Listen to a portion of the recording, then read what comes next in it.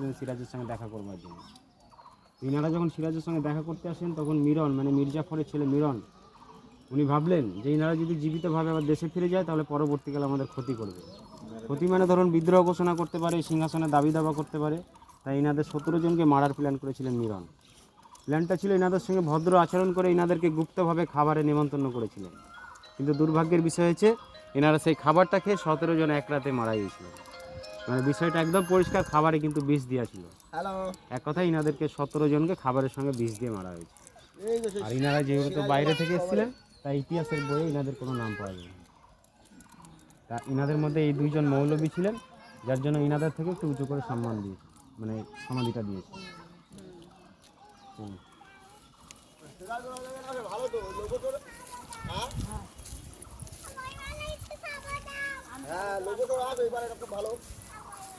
ওনার আত্মীয় যাদের মেরেছে খুব কষ্ট করে।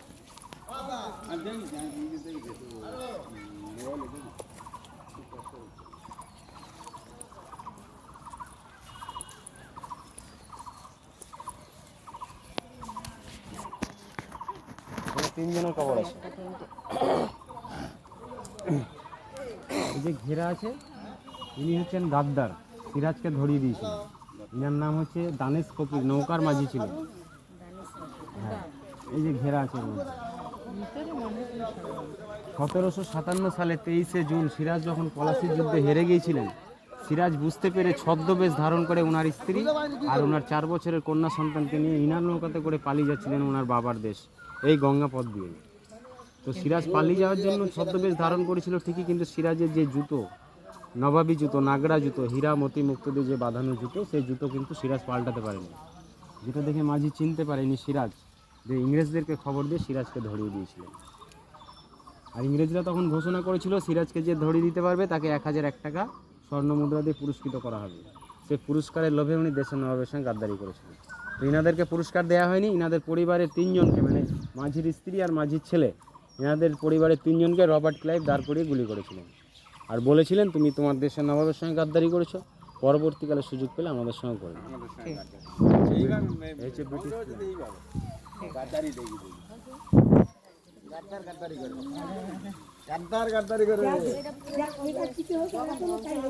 এইভাবে তো হবে, নিজের লোককে নিজেই ধ্বংস করবে তো।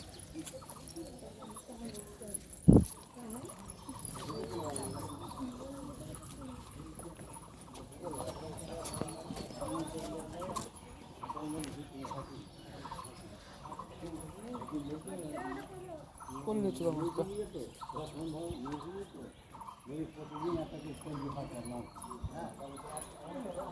না রোড না, তারপরে ওই একটা থেকে না, ইনারা 3 জন সিরাজের খুব বিশ্বস্ত বডিগার্ড ছিলেন। ইনি গোলাম হোসেন আর আব্দুল হোসেন, শাব্দুল হোসেন 2 ভাই। এনারা সিরাজের সঙ্গ শেষ পর্যন্ত দিয়েছিলেন।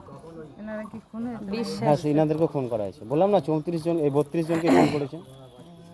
আসুন আর মেন কবর ভেতরে আছে। আর মেয়ে জানতো এরকম সমাজ দিকে নিয়ে কত মন্দ।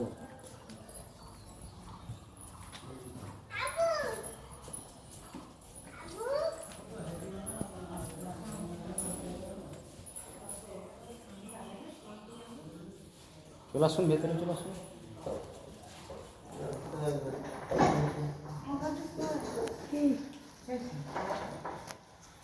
ওই যে নেম প্লেট লাগানো আছে ওটাই হচ্ছে বাংলা, বিহার, উড়িষ্যার শেষ স্বাধীন নবাব সিরাজদৌল্লা। হ্যাঁ, নেম প্লেট দিয়ে তার পাশে সিরাজদৌল্লার পালিত ভাই নাম হচ্ছে মির্জা মেহেদি। হ্যাঁ, সিরাজের পায়ের নিচে ওনার স্ত্রী লুৎফুন্নেসা বেগম, এটা। আর ইনি ছিলেন সিরাজের বান্ধবী, বাইজি ছিলেন। ইংরেজের কাছে নাচ গানা করে গুপ্ত খবর এনে সিরাজকে দিতেন। এইটা যে বাইজির কথা আমরা বলতে না, ও বাইজি তো আলাদা। ও বাইজি হ্যাঁ, ও বাইজিতে ভিড়া বাই। হ্যাঁ, ওটা ছিল ভিড়া বাই।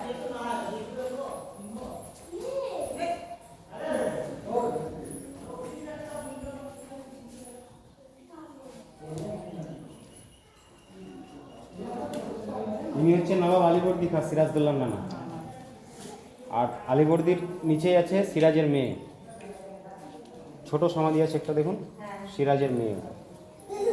আর এটা হচ্ছে সিরাজের খালাতো মাস্তুতো ভাই, পূর্ণিয়ার নবাব ছিলেন নবাব শওকত জং বাহাদুর। আর ওটা হচ্ছে ওনার স্ত্রী মতি বেগম। এ হচ্ছে সিরাজের ফ্যামিলি। আর লাস্ট মসজিদ করেছে নবাব আলীবর্দী খান। মসজিদটা হ্যাঁ মসজিদ আর কি তালা মারা হ্যাঁ, এখন নামাজ হয়নি। হয় না মাঠে এখানে যে কটা মসজিদ আছে সব কটা আমি তালা মারা সব আর্কিওলজিক্যাল সার্ভে অফ ইন্ডিয়া, এটা পর্যটক কেন্দ্র হিসেবে রাখা হয়েছে। হ্যাঁ, সরকারের হাতে চলে গেছে এখন, আর শুধু মানুষের দেখার জন্য মিউজিয়াম যে হিসেবে কটা রাখা হয়েছে। মসজিদ আছে দেখছি কোনোটাই নামাজ হ্যাঁ, এই মসজিদটা নবাব আলীবর্দী খাঁ 1740 সালে বানিয়েছিলেন দিল্লির জামা মসজিদের আদলে। উনি যখন এখানে আসতেন এই গোলাপ বাগানে ঘুরতে, তখন সময় মতো নামাজ পড়তেন। সামনে চৌবাচ্চা দেখছেন, যেটা অজুখানা ছিল, ওখানে অজু করতেন আলীবর্দী খাঁ। খুশবাগ মসজিদ, নাম ছিল খুশবুবাগ। এই যে গোলাপের যে খুশবু সুগন্ধে পরিপূর্ণ থাকতো, সেখান থেকে নাম হয়েছিল খুশবুবাগ। সেই খুশবুবাগ থেকে পরবর্তীকালে নাম হয় খোশবাগ। হ্যাঁ, এইটুকুই বলার ছিল আমার। ওটা ওপারে, আর কি বলতে ওটা গঙ্গার ওপারে। পারে জানি যদি একটু বলা যাবে না মানে কি জন্য করলে থাকি নাম দিয়ে দিতে নাকি আমি জানতো